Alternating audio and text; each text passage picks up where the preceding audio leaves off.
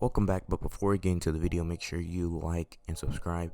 And once we get to 1,000 subscribers, we'll start doing giveaways for y'all. Now, let's get into the video. So today, we're going to be talking about nanotechnology. Nanotechnology is the manipulation of materials on an atomic scale, especially to build microscopic devices. So nanotechnology, all you're doing is placing atoms as there were bricks. Nanotechnology will give us complete control over the structure of matter, allowing us to build any substance or structure permitted by laws of nature. Nanotechnology uses the measurement of a nanometer. A nanometer is 1/100000th of a meter.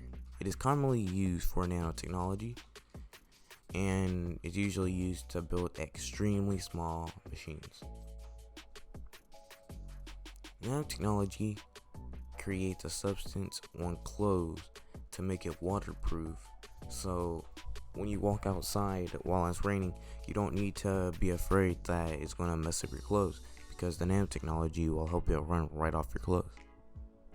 So the same thing can be applied to cars, because nanotechnology puts something on the coating on your paint work, and so when it starts raining or when something happens, the liquid will just go right off your car and you won't need to worry about it. The next thing is computers, and without nanotechnology and computers, you probably won't have the fast CPUs or the fast frame rates as if we didn't have nanotechnology, because nanotechnology enables all that for us. So if you like this subject, make sure you like and subscribe, and we'll see you in the next one.